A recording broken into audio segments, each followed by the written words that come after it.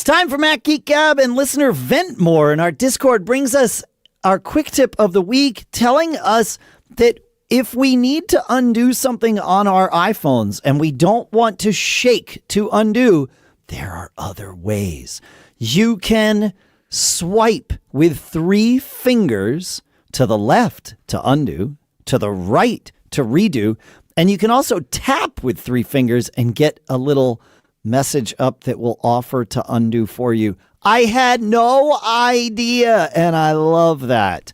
More tips like this, plus your questions answered today on Mac Geek Gab 1076 for Monday, February 10th, National Clean Out Your Computer Day 2025.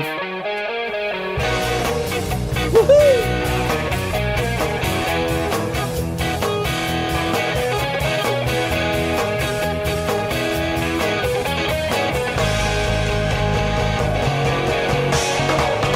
Greetings, folks, and welcome to Mac Geek Gab, the show where you send in tips like that and we share them. You send in cool stuff found and we share them. You send in your questions, we share them, and try to even get answers for them, or at the very least, help you down the troubleshooting path, because the goal is for each and every one of us to learn at least 5 new things every single time we get together, and sometimes we even ring the bell. I had to ring the bell for that first one when I found it out. Man, I had no idea.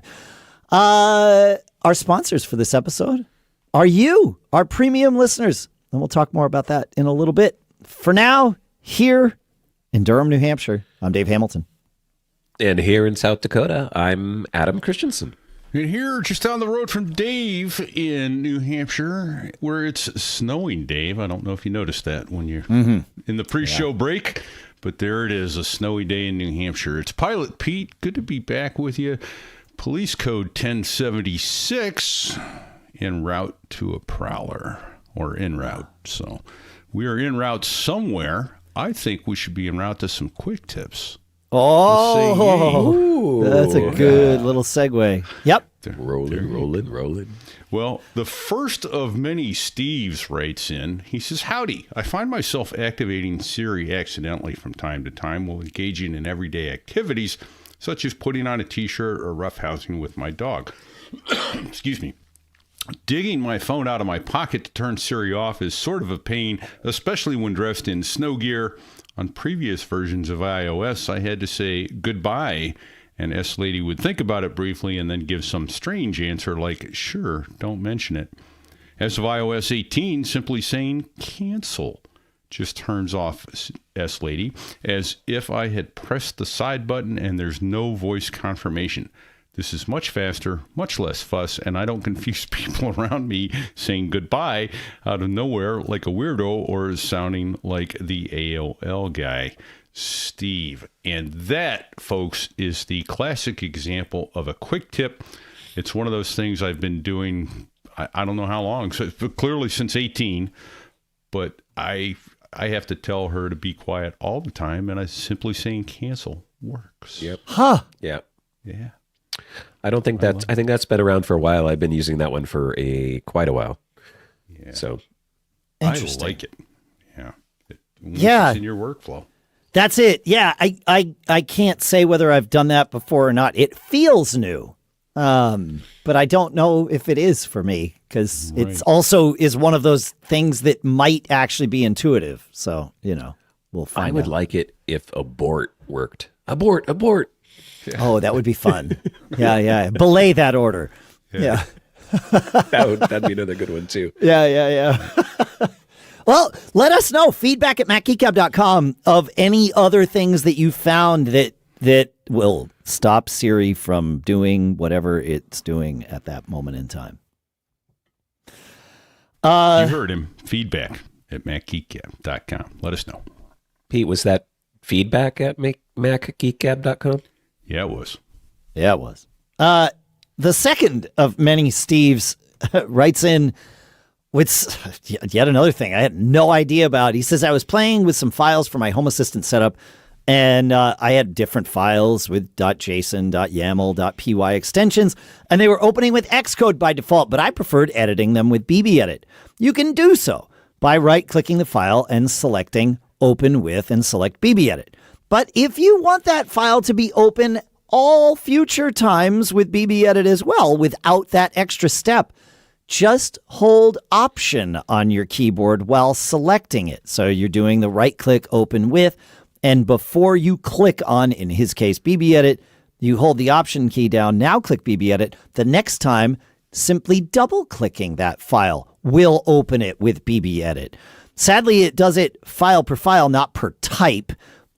So it's only one file at a time. So if you do it with a .json file, it will only do it with that .json file, not all .json files. If you want to do it with all, you have to go into the Get Info window and change all there. But yeah, I had no idea that you could do that. I hope to incorporate this into my workflow too. So thank you for that, Steve. That's good one for sure. Very Love cool. it. Did you know about that, Adam? I did not, but yeah, that magic Option key that we talk about all the time does all kinds of fun stuff. Yep, exactly. Yeah. Rod L sent us a link to an article from the Tailscale folks that instructs. They tell us that there are 3 different ways of installing Tailscale on macOS. One is the App Store version. One is the standalone download that you get from Tailscale themselves. And then the third is a command line version. They suggest that we all use the standalone variant, aka the app that you can download from Tailscale itself. And they recommend that over the App Store version because they say it offers the best combination of security and usability for most users, takes advantage of features introduced in macOS 10.15, namely support for system extension-based VPN implementations, and they provide a more secure alternative to the older legacy kernel extensions. And they also allow it to do some other things that keep it more reliable than the App Store version is allowed to do. So if you are running Tailscale on your Mac, make sure you're running the downloadable version from Tailscale and not the App Store version, which for me was 100% of my machines were running the App Store version because, of course, they were. So I need to change those over. Yeah. That's a good general tip if a developer does offer a direct download of an app. Not in all cases will it be different than the App Store version, but many times it can be because the rules are slightly different around what they're allowed to do. So a lot of the App Store versions, or I shouldn't say a lot, some of the App Store versions can have less features and you might not even know it. Yeah, I know. I started to use the App Store version of DaVinci Resolve from Blackmagic simply because that would keep it up to date for me. And DaVinci Resolve is not an app that I launch frequently. It's maybe once a month. And every time I launch it, it's like, hey, do you want to download an update? And it's like, no, I want to use it now. And it's also, unfortunately, one of those apps that Mac Updater cannot auto update. So you have to do it sort of the manual way. And so I had switched to the App Store version and then found out, oh, no. No one uses the App Store version of this app. It doesn't have all the features you need. So It's like, all right, back to the other one. So. All right. I got a couple from Porthos John. I'll start with one of them here. Okay.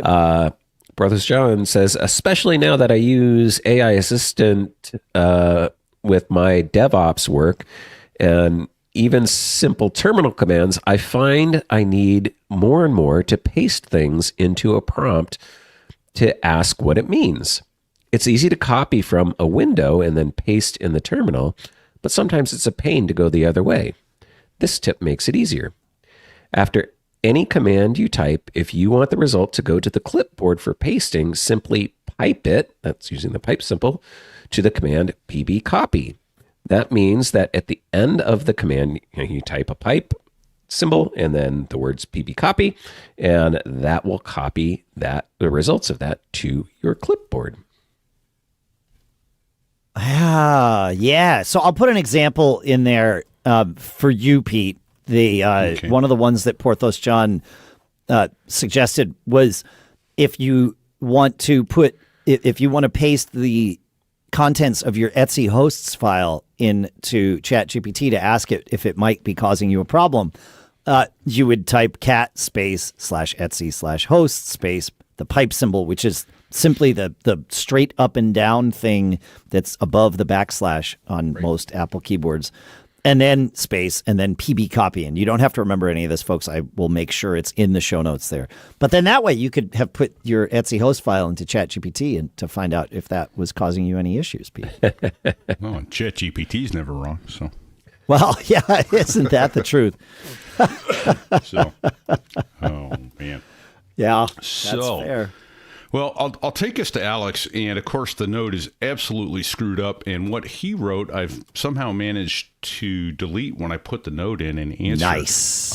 Yeah, because that's what I do. I didn't go back and double check that. I feel badly about it, but what he sent in it turns out to be a great tip, and didn't realize I was doing this. And once I took his tip, it got me back to all mail. So one of the things that Google Gmail does is it puts things into categories. Wait. Promotions. Are we? Keep going with this. I think we're talking about iOS mail in the end. We okay, are. great. But these are Gmail. My understanding is it works with Gmail accounts. No.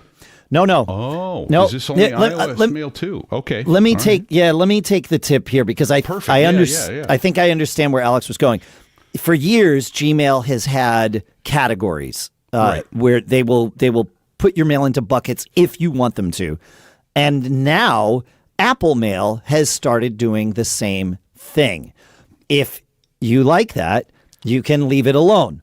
If you don't like that, and this is not just with Gmail accounts, it's a feature they borrowed from Gmail, but they do it with every account. Okay, because I use a Gmail account in my iOS. Exactly. No, it's not inheriting. Well, I don't know whether it's inheriting Gmail's categorization or not, but like my Fastmail account does not have that on the server, but it certainly could have that on iPhone.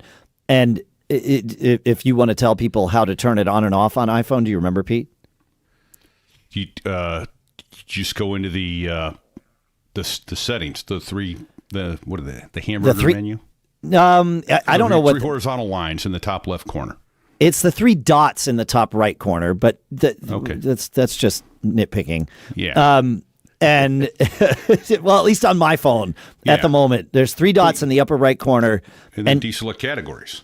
You can choose between categories and list view. That's right. Yeah, exactly. And then if you unchoose categories, so to speak, or choose list view, you get all your mail back instead of Here's a bonus quick tip. Have you ever been annoyed by if you switch out of the categories view, or even if you're in it, Mail now shows you this priority window at the top that summarizes what it thinks are the important messages that are still in your inbox. You can turn that off with this menu too, I just noticed, because there is a show priority option, and you can just kill that. And then that would bring you back to pre-iOS 18 non-AI filtered email. So, and none of this stuff has made its way to the Mac yet, right? Oh, no, I believe it has. I think the mail categorization exists on the Mac. If you have an Apple Assistance capable Mac. Oh, okay. That's why I'm safe. I think. yeah, because I don't see any of that stuff on my old Intel, and that's probably why. Got it. I'm pretty sure it's there, and I had to turn it off there, but maybe it was just on my iPhone and iPad. But I certainly turned it off. I do not need my mail filtering is already set for me. I don't need something else added to the mix. Thank you very much. Yes. Yeah. No, super simple. Like you said, the 3 dots and right there, list view and categories. Yep. So, and I changed mine back to list view. No, I'm sorry glad to you step helped all over because yours. I completely goobered that note in Notes and didn't notice it until I went to read it. Got it. Yep. No problem. So, whoops. Hey, it's all good. That's why we don't just none of us does this show solo. We are all here. We're all here to help each other, and that starts with the 3 of us, but it doesn't end with the 3 of us. We all so many of these quick tips come from you. We're not the ones generating this stuff. We all help each other. We're the funnel. Does it make you feel good to be a funnel? I don't know. I have a good example of this from Ed. Go. Because he has a follow-up to some stuff a tip from our previous show. So in episode 1075, we were covering, we had a quick tip for multi-tabs in the Finder where you can hit Shift-Command / and then you get this expose-like view of all your open tabs.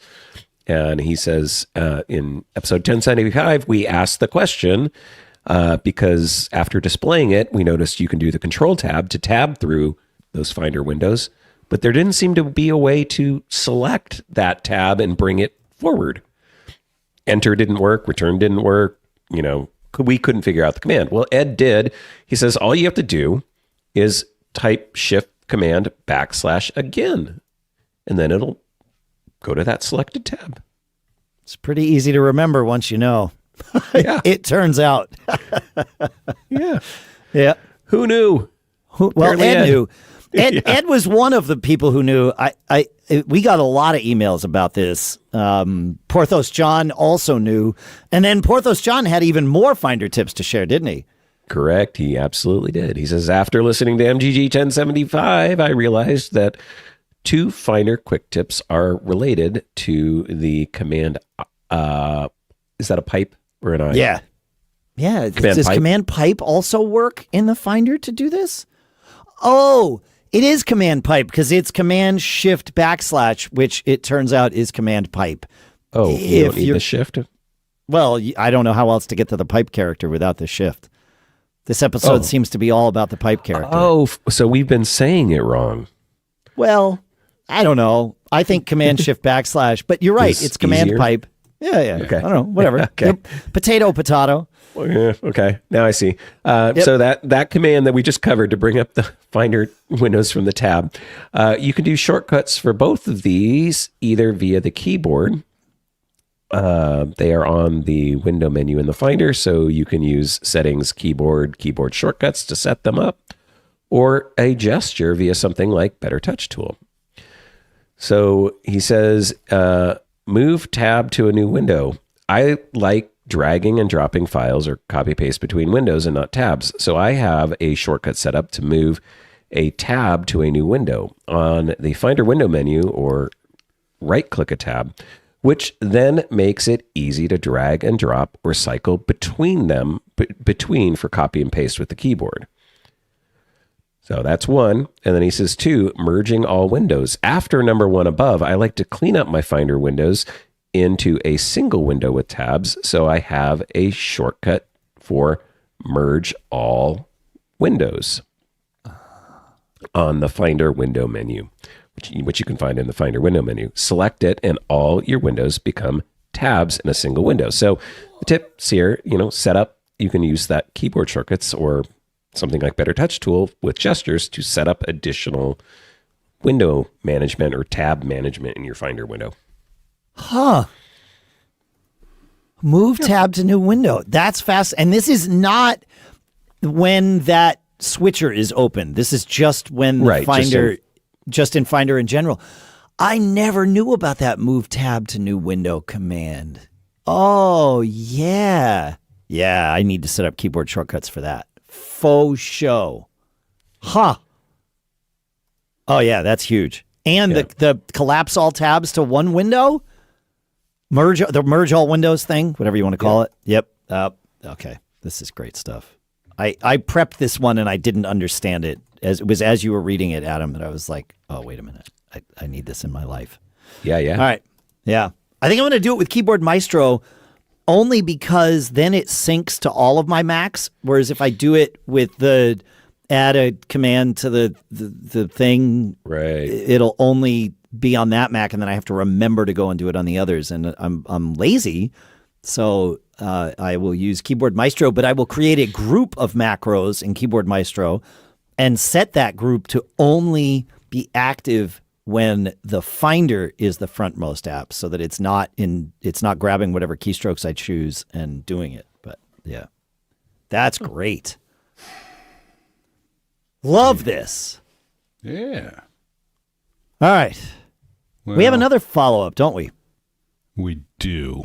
And I'm probably going to need help again, Dave, because the note is absolutely goobered. I have no idea what's going on in the notes. I can't help you on this one. No. We're not going to guess our way through it. We're going to skip it because there's a specific command that I remember Bill told us about, and we're just going to get it right for the next episode. Okay.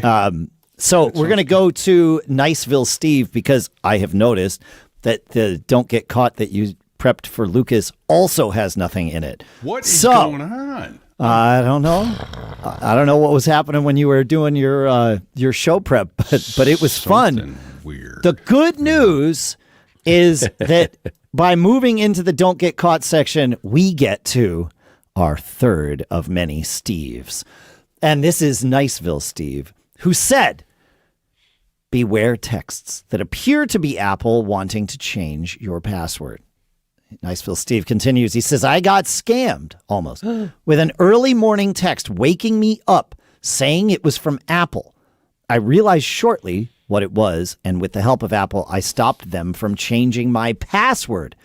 But be cautious because they are very crafty with the help of AI. He says, I've had 20 plus years of training in this, and I still got caught. It's true that the scams are getting better. I was happened to be in a staff meeting yesterday with one of my other companies, and one of my partners said, oh, hey, we just got a note from Twitter, a copyright violation on one of our tweets. And we got 3 of them. And it's like, oh, crap. Okay, what did we do? Okay, fine. So in the email, it looked like it came from, X. And the domain was something once we dug a little deeper, we realized it was a scam. But the domain was, something like recovery-x or, security-x.com. So a quick look. Right. Exactly. It looks like x.com. Exactly. And they had a screenshot of and a link to the tweet in the email and saying, we got a copyright violation report from the copyright holder. After a thorough investigation, we have determined that they were correct. We will be closing your account if you do not reply within 48 hours. Click here to, log into the system, of course. And then it wanted our X password at a domain that was not actually x.com, and therefore our password managers didn't light up with our with our login or anything like that. So, but this particular guy is a way better programmer and even more tech savvy than me. And if it weren't for the both of us being on the call together, I think we figured out it was a scam before we clicked through. I think clicking through would have been the thing that triggered us to realize, wait, why aren't we logging into our account? What's going on here? But it was really, really well done. So yeah, don't get caught with this. It's hard though.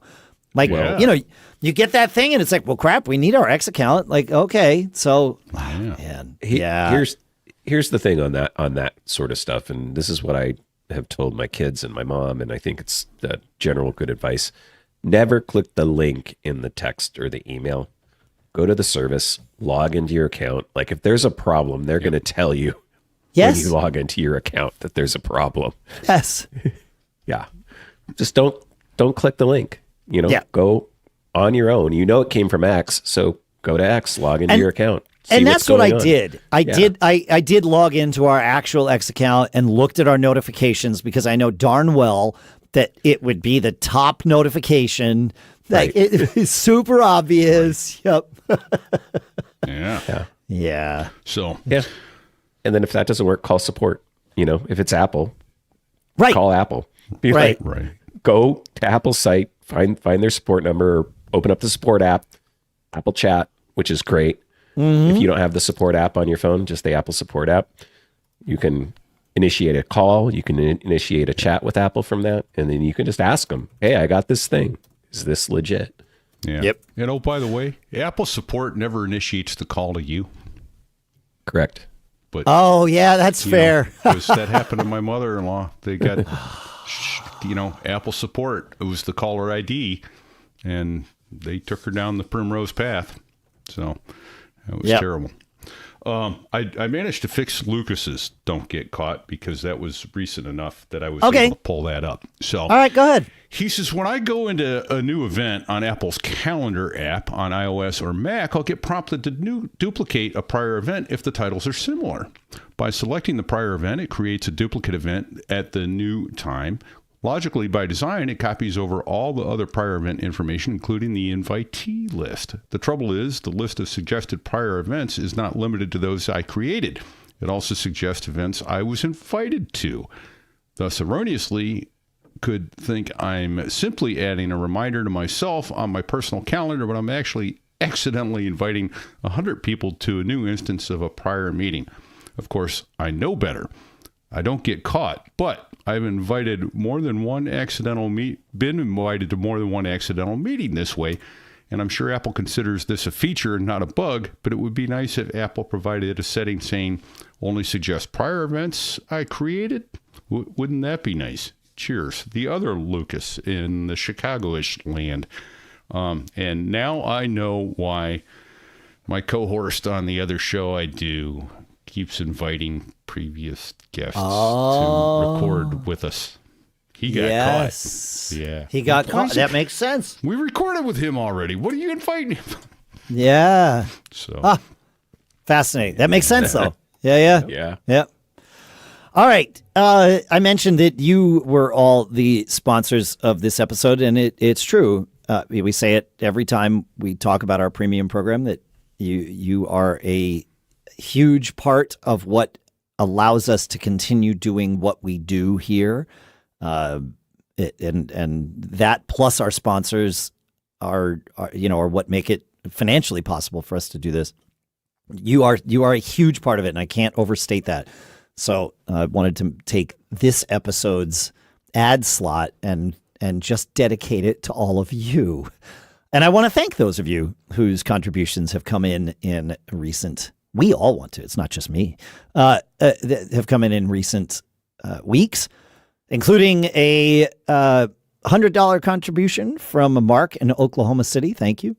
A $60 contribution from Scott in Calabasas. Thank you. A $50 contribution from Anthony in Rockville. Thank you. A $30 contribution from Jim in San Jose. $25. Thank you, too. $25 contributions from Michael in Rochester. Ross in Concord. Racer in parts unknown. Michael, another Michael in parts unknown. Ronald in Philadelphia. James in Chester. Joseph in Shorewood. Tim in Bright. Ralph in Attleboro. Mark in New Fairfield, William in Verona, Joseph in Fuquay-Varina. All right. Place in North Carolina. Who knew? I guess Joseph would know, including Joseph's neighbors. Stephen and Stephen in Plainfield. Thanks to all of you for your $25 contributions. And thanks to the following for your $10 contributions. And for those of you who have asked, $10 is the minimum amount that we take through this simply because of the way we are charged fees and all of that. I know you want to make sure that the funds that you are contributing are going as much as possible to us to be able to do what we do. And doing anything less than about $10, the fees just become such a huge percentage of because there's a minimum transaction fee is really what it comes down to. So that's why we've limited it 10. We're open to ideas for allowing all sorts of numbers in there, but that is the reason. And the following, thanking you for your $10 contributions. John in Vienna, Jason in Charlestown, Joseph in Marietta, Stephen in Costa Mesa, Robert in Columbiana, James in Melbourne, Bill in parts unknown, Barry in Des Plaines, or wherever Barry happens to be, Mark in Vero Beach, David in Bryan, Kevin in Brandon, Jonathan in Plainsboro, Anthony in Middleborough, Paul in Lawrenceville, Michael in Robbins, James in Amity Harbor, Santiago in Palm City, Cal in Russellville, Jeremiah in Edgewater, and John in Wake Forest. Thank you to all of you who have contributed recently and simply are a part of the whole premium program.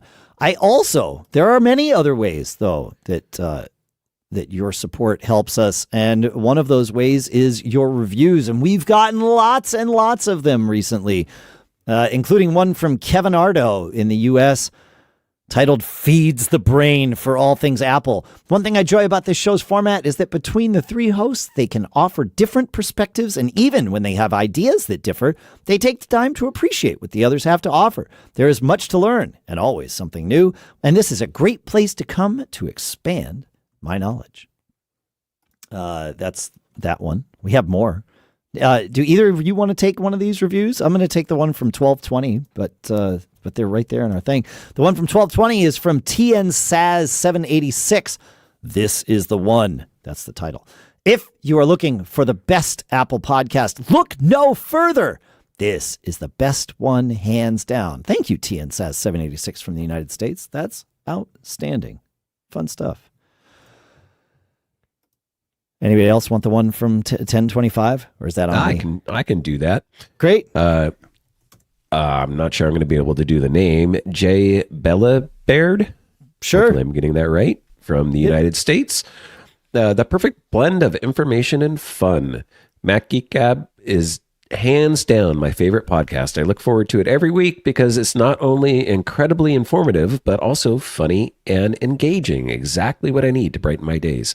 Dave, Adam, and Pete are a fantastic trio. Their deep knowledge and ability to present complex tech topics in an accessible and entertaining way keeps me coming back for more. Over the years, I've learned a great deal from their tips, tricks, and insights, whether it's troubleshooting, discovering new tools, or learning smarter ways to use my Mac. This show has been invaluable. It is not an exaggeration to say that the Mac Geek Gab has become irreplaceable in my life. Together with Mac Power users, these two podcasts make up the highlights of my week. If you're a Mac enthusiast or just someone who loves technology, this is a must listen. Love that. Thank you. Yeah. Yeah, Nice. indeed. Yeah. Pete, are you taking the one from 1.2, or is that back to me? Well, I was got going to do 1220 is the one that I had in front of me. I just did 1220. Dave just did that one. The short one? From yes, the very short one. But the one from 1.2 is also short. And that is from Daryl Knutson in Canada, who says, Mac Genius! Exclamation point. Or with no spaces, it's Mac Genius. That's better. Yeah. My favorite tech podcast, bar none. I learned something new, more often than not, numerous things in every episode. Well, thank you for that, Daryl from Canada. Amazing. Thank you. Nice. And that's available if you go to macgeekgab.com/review or /reviews, because I never say it consistently. So I have both work. That will point you to a page that gets you as close as we can get to giving reviews, not just on Apple Podcasts, but on all the services. So pick your service of choice. Apple Podcasts is where all these reviews came from, and it's where most of our reviews live, which is no great surprise given the subject matter of this show. But yeah, Spotify also works. You are welcome to leave a review and even comments there. And we can even run polls on Spotify, which we do with one of my other shows, but this one, our audience is less on Spotify. So, Yep. Thank you, everyone. Yeah. It's amazing. Truly amazing. Should we get to some questions? Let's do it. Uncle Jamie has one for us. He says, which 2.5 gigabit switches should I get? I have 2 managed Ethernet switches in my network that I would like to upgrade to 2.5 gigabits, right? From 1 gigabit, I think. Gigabit, gigabyte. I think it's the same for the giga realm, isn't it? I don't know. I don't know. The GB ones. He wants to go to 2.5 GB from 1. And he says, I need VLAN support. I don't want to buy some off-brand switch from an alphabet soup named foreign company. One of my existing switches is a TP-Link, but there's now a dark cloud over that brand. What do you guys like? First of all, the dark cloud over TP-Link is with their routers, not their switches, I believe. So, and even that, like, controversy. Yeah. So, but I don't know that TP-Link makes any affordable 2.5 gig switches because I just bought a bunch of 2.5 gig switches when I updated my network to, 2.5 gigs. And so the one, if you want and this conversation sort of evolved, and Uncle Jamie said they were looking for a 5-port switch. My favorite 5-port switch is the Ubiquiti, what's it called? The USW Flex 5 is, I believe, the name of it. Yes, the Flex Mini 2.5G. It's $49. I don't know where you're going to find a 2.5 gig switch. And what's cool about this one is it can be powered with USB-C, so you plug it into, whatever power source you want, or it can take power over PoE, power over Ethernet. So I actually have one of these in my attic powered by the switch in my house. That switch in my house is plugged into a UPS. So in theory, the network doesn't go down when the power flickers and all of that stuff. I don't want to put a UPS in my attic because I don't like the idea of having a battery above my bedroom when it's 125 degrees in the attic. I don't know. That's just me. But yeah. That's definitely the 5-port switch that I would recommend. I don't know where you're going to find a 5-port switch for $49 that's 2.5G. And the fact that it's PoE powered is icing on the cake. But if you want larger switches, the ones that I bought are those off-brand, never heard of it before, switches, but they are working for me. The first is the a 16-port switch from GoodTop. Yep, never heard of them before. But it is web managed, and it works great. That one is kind of the hub of my network, if you will. And it works fine. So, not sure what GoodTop is, but it works great. So yeah, it's clearly a Chinese brand or whatever. It's $229 right now. And then there's a $40 coupon you can apply, to bring it down to less than $200, which for a 16-port switch is great. Yeah. So, and then I also have a Zyke Store 8-port switch, XIKE. And again, don't know what this brand means, but it also works great, has been running. I bought these in early October and they've been running on my network since. I have not really found 2.5 gig switches from the known name vendors, or at least I didn't in October. And if there was one, it was so prohibitively priced that it was just like, well, I'm clearly not going to, do this. So, that's why I bought the off-brand ones and just figured, well, I'll see what happens. And they work great. I mean, if you are hearing this show, they worked, because I'm going through, let's see, 1, 2, the one in the attic because I'm in the studio, 3, all 3 of the switches I mentioned, my signal is going through in order to record this show. So nice. Yeah. It worked. It worked. And it's amazing. Even with, the direct burial cable it's got to be 25, 30 years old now that lives between my house and my office, that was patched once. I still get 2.5 gig from the studio all the way down, underground, to the house, up to the attic, over, down to the other side of the house, 2.5 gig all the way through, which amazes me that it works on that, direct buried Cat 5, but sure does. So I'll take it. Questions, thoughts? Just, do we need to provide any clarity? Because I didn't understand the dark cloud on the TP-Link router thing, so I Googled it real quick. It seems like back in December, there were some allegations from a couple of Defense Department or departments in the government that TP-Link routers were being hacked by Chinese government, basically for buying things. And I think the allegation was probably that there was some security issues. I would assume, Yes. the company came back out. I would assume by now those have been addressed, hopefully, but I don't know what the follow-up is, but like, this is like your classic thing. Like, hey, security in this router is got an issue. Somebody uncovered something, and it's usually that whole cat and mouse back and forth. So I don't know if I'd call that, a dark cloud. It's just, I think, one of those things that happens from time to time. It might be more. I don't know. I still will recommend the Deco routers because of how great they are for their price. However, maybe this is the reason, right?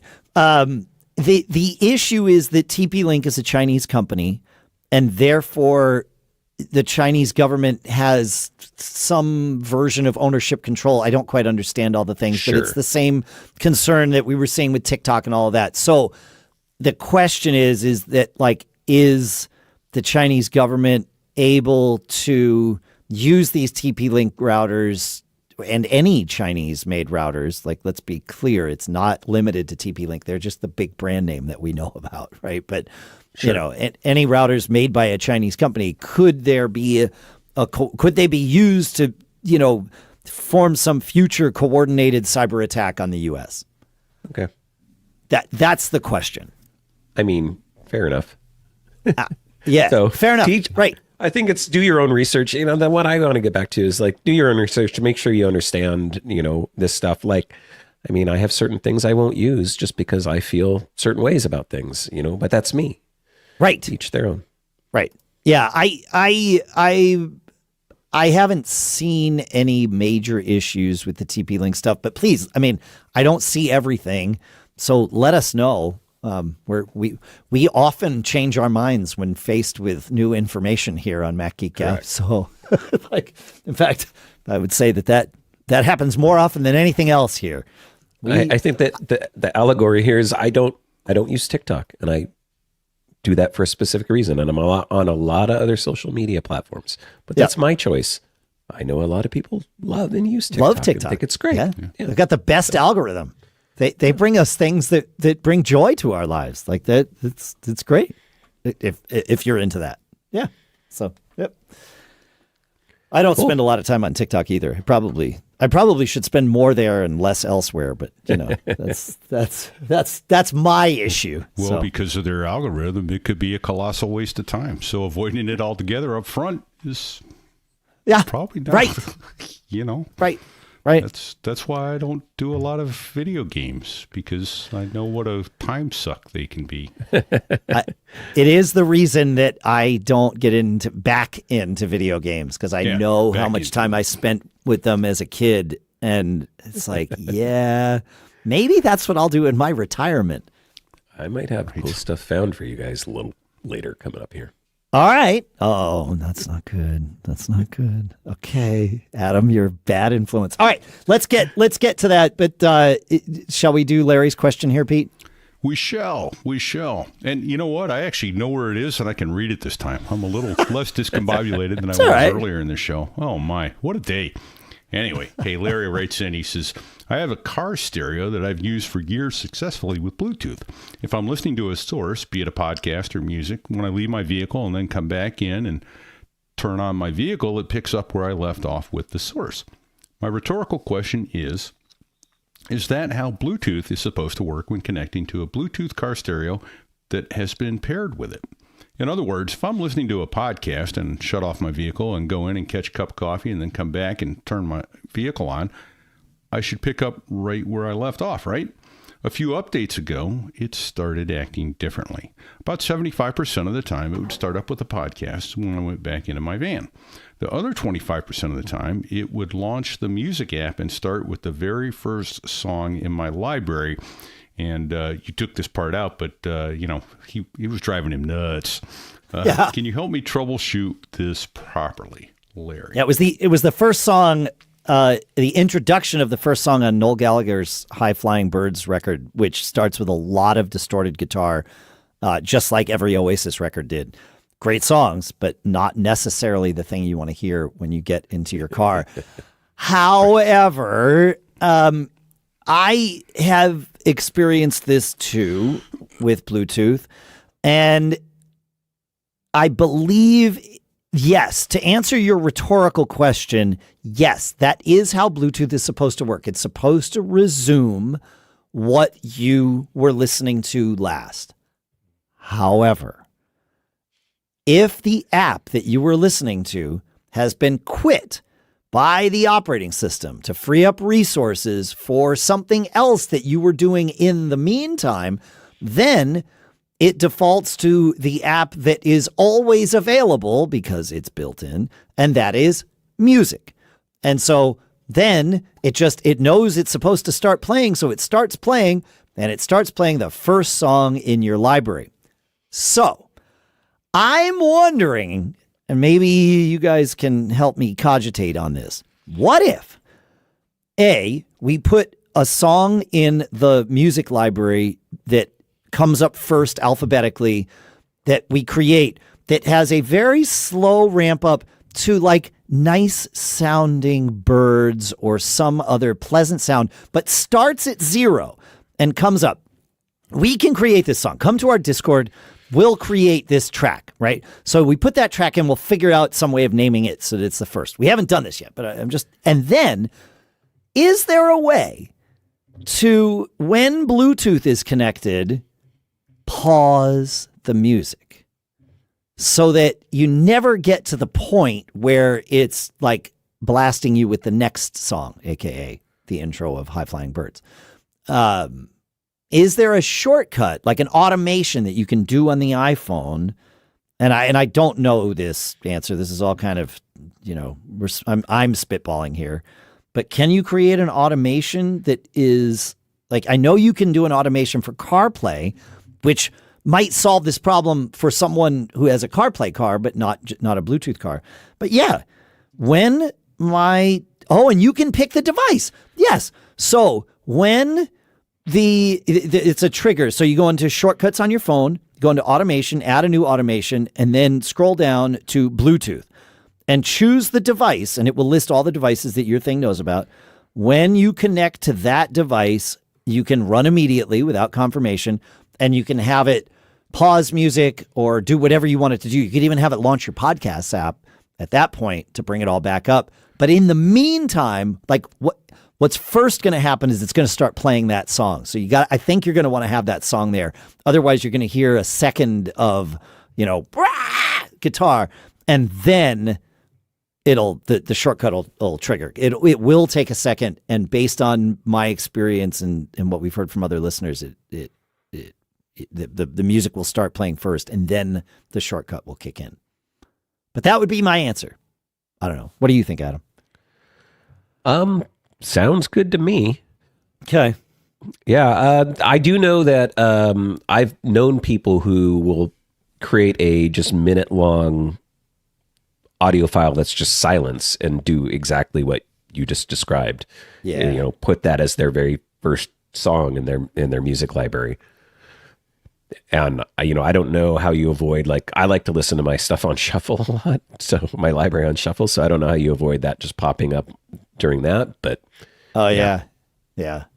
So that's the only downside is, that's going to be in your music library. Right. Yes, it's going to be there. But I mean, if you're like me, you have things in your library you probably don't want anyway. So. Yep. Yep. Can I circumvent and just do a quick cool stuff, audible, cool stuff found? So you don't have to ask permission. There's no one who needs to give you permission because it's kind of related. Do you guys know there's like AI services that will actually create songs for you? Like, yes, I did not know this. So I found out about one called Suno AI, SUNO, I think .ai. Okay. Or it looks like that.com. And I only found out about this because I know a guy named Scott Fletcher through some podcast stuff. And he has a YouTube channel. I'll find the link to it, where he created Is Die Hard a Christmas movie like machine over the holidays for like, he was doing bell ringing for Salvation Army, and it was kind of pull people in and get them to engage and stuff like that. So he has a whole video. Fletcher Makes is his YouTube channel, and he created this thing, but he wanted music songs to go to play, and he created them all through this service. And I was like, some of them are actually really pretty good. I know. It's scary. Yep. It's scary. I'm trying to find the ones we had. Somebody, one of our listeners of Gig Gab, the podcast that I do for musicians, he told it to, Suno.com. Yeah. He used to write a theme song and sing it, like lyrics and everything. Yeah, no, it creates whole songs. Yeah. I here's one that he created for Gig Gab. He told it, make it in an 80s ballad style. Always be performing. That's the way to live. Gig life, working musicians. Come on, let's give. So that's the 80s ballad. Then he had 90s reggae rock.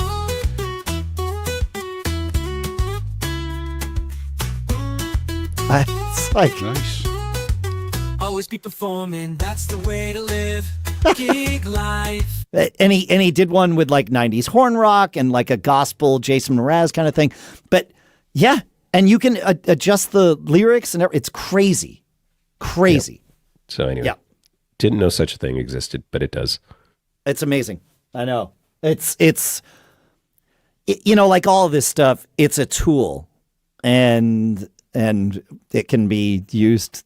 It can be used to like, I know songwriters who are using it to help them like flesh out ideas and for me, the best uses of all of this AI tech are when I treat it like a collaborator and not just go do this work for me blindly, right? It's when I'm engaging and interacting with it, it's crazy.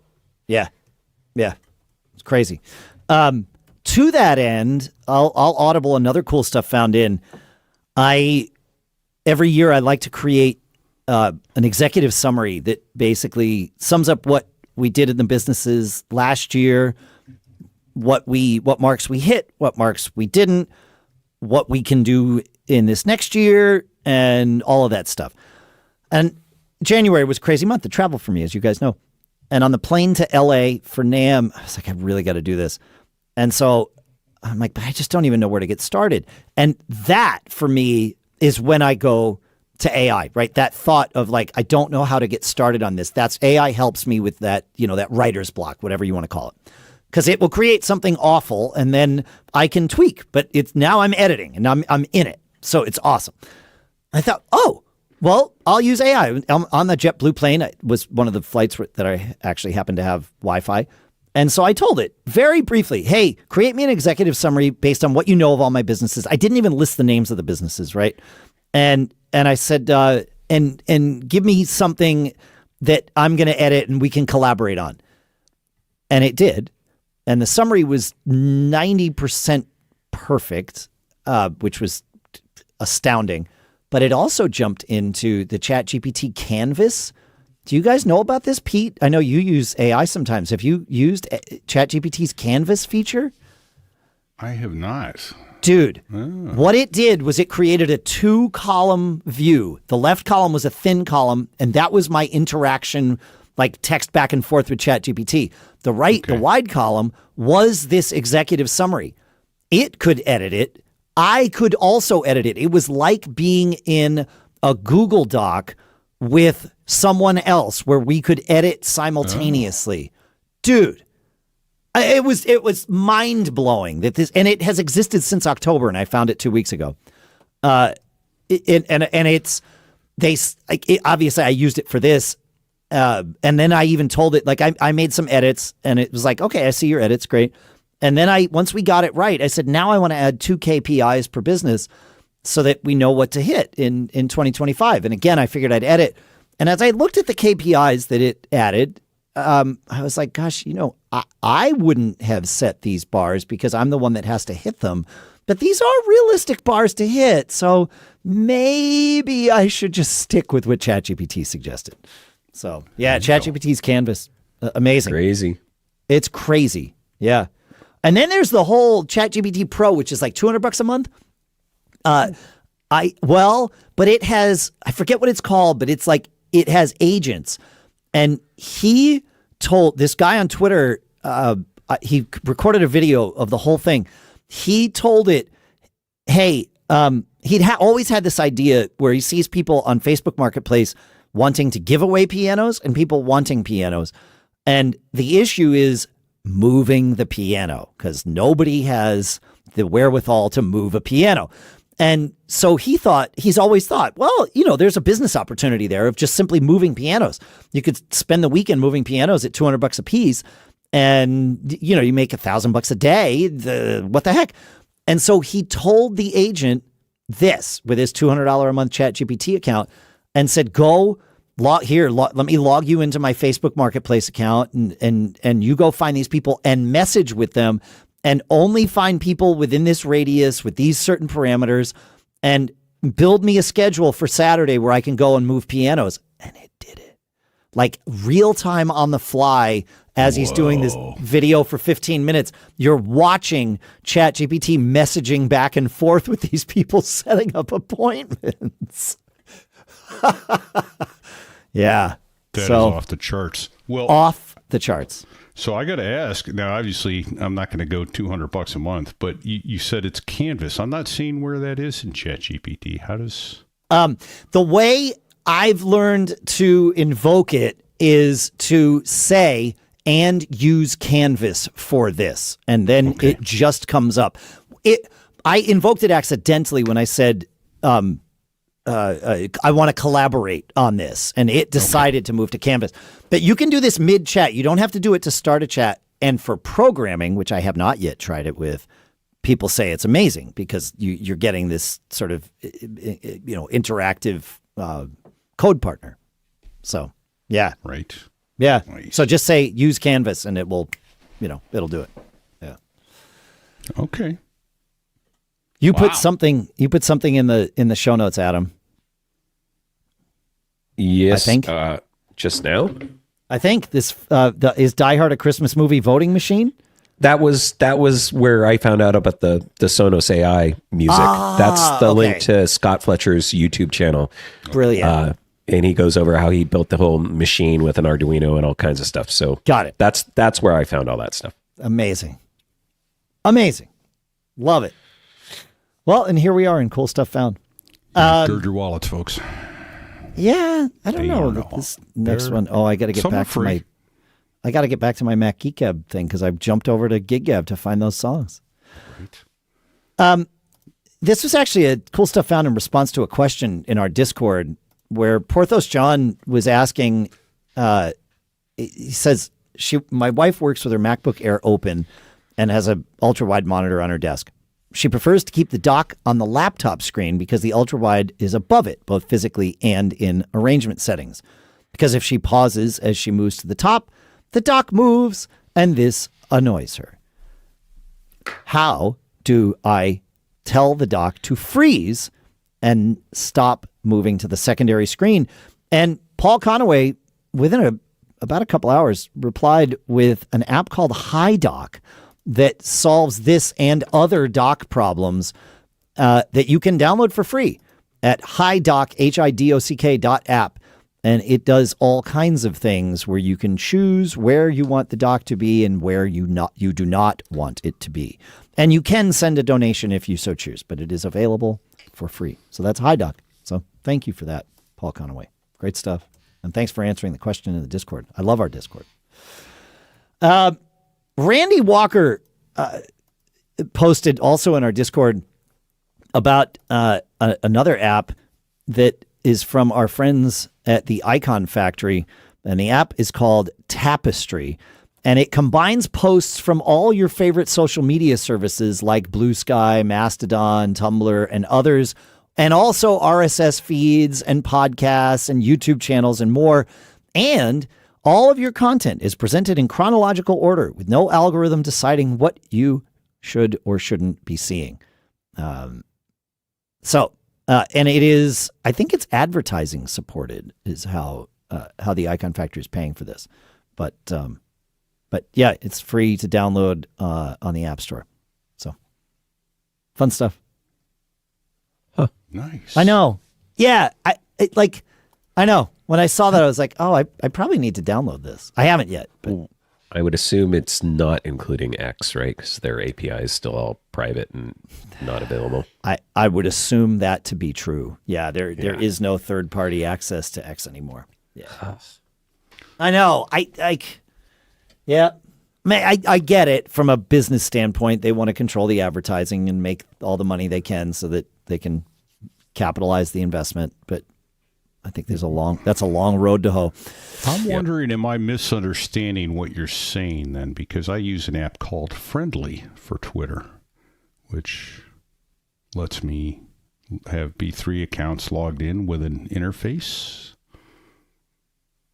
Is the app... Yeah. But you're logged into your Twitter account, right? It is logged into the Twitter account. Huh. Is it just a web view of your Twitter account? No, it's an app with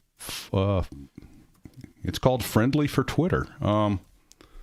So maybe I'm misunderstanding what you mean by there's no third-party access to X. I thought they had closed off all third-party access to X. Yeah, I have to use the X app. I can't use, they shut down. Yeah. When was their last update? Like, do they somehow have, are they grandfathered in for a little while longer? You're asking the wrong person. I've just used it. Yeah, the copyright is 2019. Okay. I'm not seeing it in the App Store. I don't even know where I got it now. I have a link to it. I have a link to it for the App Store for sure. Yeah. I'll put a link in the show notes. I'll put a link in our Twitter, in our Discord too. Apps.apple.com. Yeah. Yeah. But my guess is that this won't work forever. If it's not supposed to anymore. Yep. Yeah. For sure. I am trying to launch it on my iPhone here to see if I can download it. Friendly for Twitter. It says I can get it. iOS, but yeah. I'm curious if I can log in, but yeah, I'll try that later because we got other cool stuff found to do. But yeah. Because it lets me use, all three of the X accounts that I have and switch seamlessly betwixt. Yeah. So there's an impromptu cool stuff found. Yeah, friendly.io. Yeah. Okay. They do not list this app on their website anymore. Oh. Yeah. So they certainly couldn't update it. I can't imagine. Yeah. I don't know. Well, yeah. It's probably, for lack of a better word, a browser that logs in and presents it in its own. Oh, it definitely is. I just launched it and it's brought up the Twitter. Yeah, so it's just a web view for Twitter. But still. Yeah. Yeah. Do you get notifications from it or no? I don't know. I don't think so. Yeah, my guess would be no. I don't leave it up and running. Right. Okay. Yeah, that makes sense. Yeah. All right. Should we move on to let's do it. To the agenda here of we got cool lots of stuff to get to. Yeah. We do. You're up. Am I Mark up? M. Yep. Oh, I think I might not have tagged that one. Hold on. Let me get a audible. Oh, yeah. Here we go. I'll tell you what, ProNotes. I'll do the light while he's Mark has ProNotes where you can add formatting, AI templates, Markdown, and Apple Notes. For those of you who want to use Apple Notes, like to use Markdown, plus a few other features like formatting bar, templates, AI as a paid upgrade, there is something called ProNotes to supercharge your Apple Notes. Huh. I know. This is why I teed it up for you, Adam. Because you get all kinds of things. Yup. It's pretty amazing what this thing will do to Apple Notes. We were talking about it in Discord after Mark M suggested this, and we all now want this for the iPhone version of Notes too. So this is Mac only. Yes. But you can, you have this formatting bar that does all kinds of things. You can write in Markdown, which would be great for creating lists and such. So, yeah. I don't even think I knew that Apple Notes had extensions. That is the first thing that came to my mind as well. Yes. Huh. Yep. You can build tables with slash commands. I'd been wanting to be able to write in Markdown in Notes. This is why I teed it up for you. I didn't know. I mean, because Apple kind of, Suno has it. I think it does the heading stuff natively. Yes. Excuse me. Yep. It's pretty amazing. So obviously there's a link to that in the show notes. Guess what day it is? National Clean Up Your Computer Day. No. Oh. It's First Friday. Oh. Yeah. Well, that Yep. too. There it is. We could invite people to that with Apple's new Invites app that's available for iCloud Plus users. It'll allow you to invite up to 100 people, I believe, and manages RSVPs, even if they don't have an Apple account. And of course, you can make things look pretty and all that stuff. We don't like people in our house, so we don't invite people over. But if we were to be those kinds of people that invited people, when we decide to become those people who invite people into our home, we will create this. Maybe I'll invite people to gigs with this. Maybe that's there you go. Why not? Come to the gig. Sure. I could send out invites. If I sent out invites to 75 people and 20% of them came, that'd be great. Sure. I might start doing that. Why not? So this kind of replaces Evites. Yeah, but only to 100 people. I think that's the limit on Apple Invites from what I seem to remember, I believe from the press release. So I'm not sure I've ever sent an Evite to more than 100 people. So that's fair. Yeah, that's fair. Right. Yeah, good point. Yeah. But yes, this does replace that. So. We all don't do Cirque to Mac, Dave. Right. Yes. No, that was a lot of people. It got to a point where I didn't need to invite anyone to Cirque to Mac, though. People came to me and asked for tickets. Themselves. Well, yeah, exactly. So to speak. Yeah. It was interesting, the people that I would get emails from asking to be invited to Cirque to Mac, like people whose names we know would email and say, hey, I hear you're the person to ask for invites. Interesting. Fun. Yep. Anyway, Pete, you've got one that blew me away when I saw it in your house. Pete is muted, but it still blew me away regardless of all of that. Yeah. So I do have it. I actually started this over at the other house before we moved last summer because one of our two garage door openers, the light burned out. It was a 23-year-old opener, which worked great.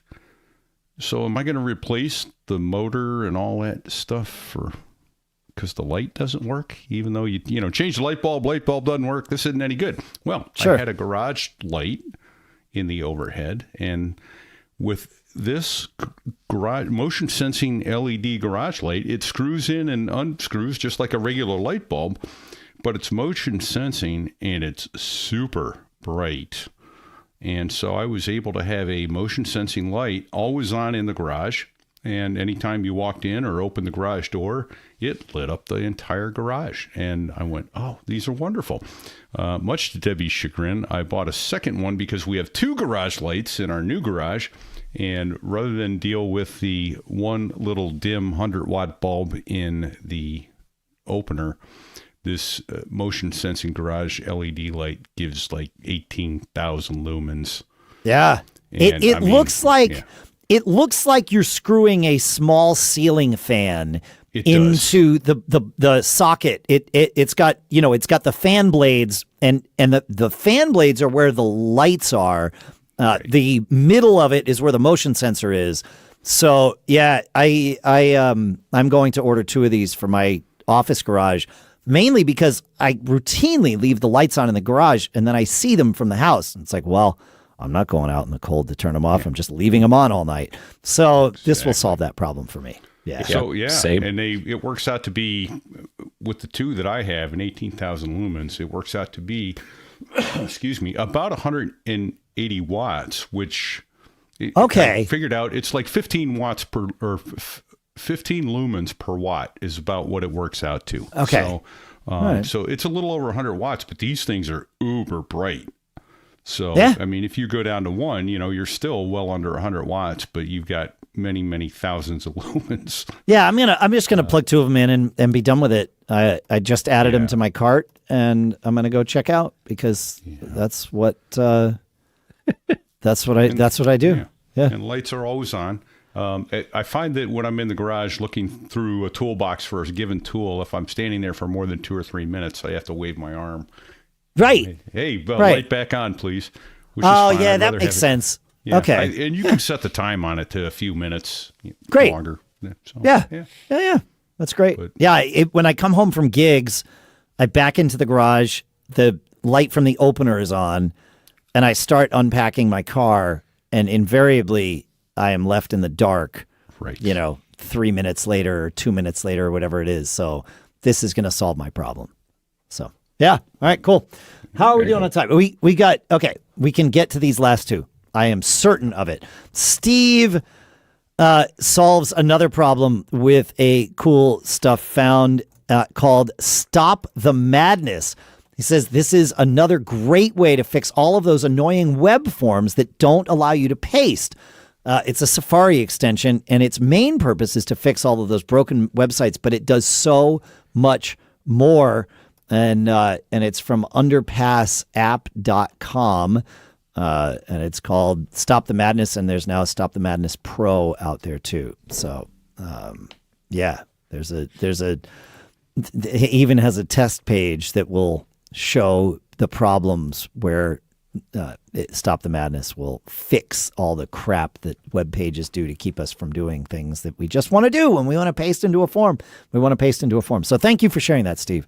Great stuff. Very, very nice. All right, Adam, you said you had something for us. Yes. Okay. So, I mean, this is going to depend. I guess there's some apps that you might get into that'll spend some money, but I love board games just in general, like physical games. I also very much love anything in the puzzle solving genre, specifically what I call like puzzle boxes, or if you like games like Myst or The Room. So these are things like, back in the day, you'd have a physical box that was locked, right? And you had to figure out like a secret code or a secret passcode, or escape rooms is another great example of this. If you're like really into escape rooms. So Neil Patrick Harris partners with this company called Theory 11, and he's created, this is his second version of this game. It's called Box 2. There's also Box 1, which I highly recommend. I think they're around $30-35. And what's great about these is, one, it's a single player game. So you don't see many of those. You just play by yourself. And the entire game box is basically a series of puzzles and challenges and thought things, and it ties into a website. And so you have to figure out all of these puzzles to solve the game, basically. And I don't want to give too much away, but it's basically, like an escape room or a thing. And the box itself is the like puzzle box. So you're interacting with the game. You're trying to, unlock secrets, find secret compartments, find objects, and the first version is pretty good. This new version is really, really, the pieces are all very high quality. It's very well built, very well done. I will tell you, like, it's basically a play once and you're done kind of thing. There's not a replayability, but what they encourage you to do is once you've solved it, you can hand it down or pass it Give off it to someone else. Give it to someone else to play. And it's just amazing. So there's that. And then if you just want digital versions of this stuff. Could you play it with another person? Like, could sure. two people you work? could work on you could work on the puzzles together, obviously. Collaboratively, yeah. You could play collaboratively. But then, I would encourage, it just depends how you are. I like to try and figure out how to solve these things on my own. Now, in Box 2, you are partnered, quote unquote, with other people through a virtual chat, but it's like an AI chat. I don't even know if it's actually AI. I think it might already have like canned responses based on but basically, and what that is, and actually I'll tell you this, be careful with that because it's a hint system is what it really is. Oh, so I see. Okay. If you don't want hints, do not chat with the chat thing because it will start prompting you, and each time you basically go back to it, it gives you more and more detail.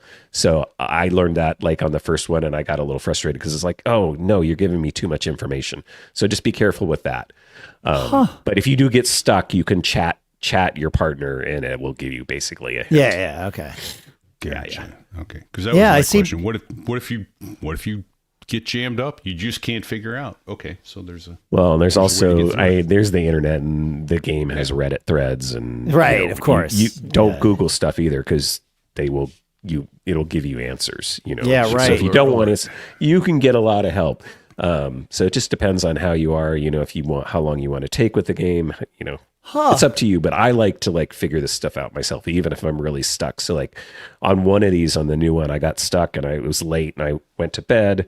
And then the next day I was like, oh, I think I know what I need to do, and yep. But super, super fun. And again, like if you want more of there's a bunch of iOS apps that I would recommend that are all the same thing. Or like if you've ever played Myst, I think a lot of Apple people, older people know that game.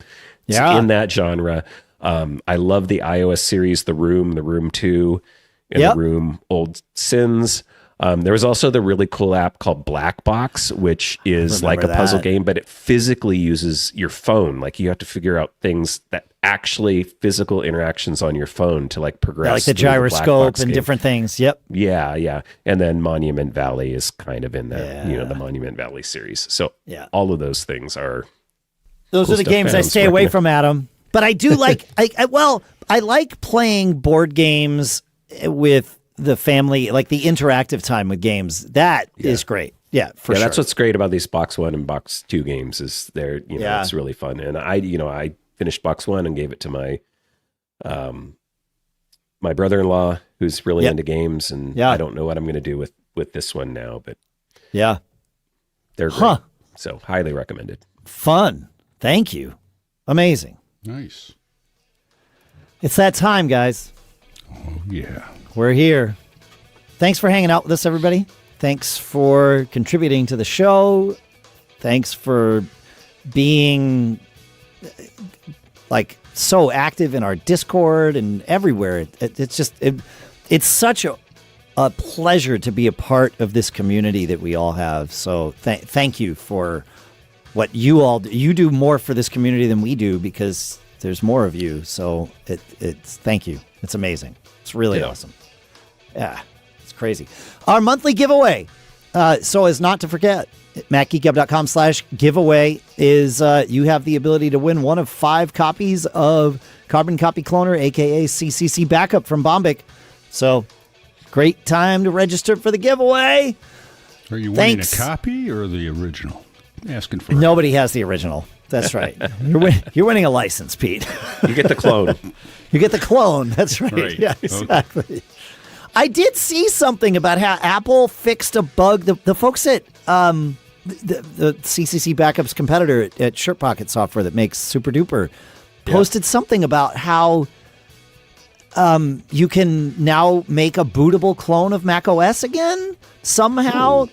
I know. We'll dig into this for next week. I promise. Until then, thanks to CacheFly for providing all the bandwidth to get the show from us to you. Make sure to check out the other podcasts that we do. Pete does So There I Was for aviation enthusiasts. Adam and his daughter, as you mentioned, actually, I guess that was pre-show you mentioned that, to the debut film podcast. And I do Business Brain and Gig Gab, as we mentioned during the episode. So check those out if you like. MGG merch is available at MacGeekGab.com/merch. That'll get you there. Fun stuff. And leave us a review, would you? MacGeekGab.com/review. We'd love that. Thanks for hanging out.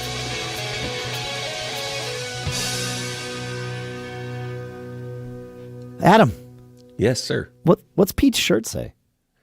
Well, it has good advice for even Pete, like with his notes. And it says, don't get caught. It's good advice. Good stuff.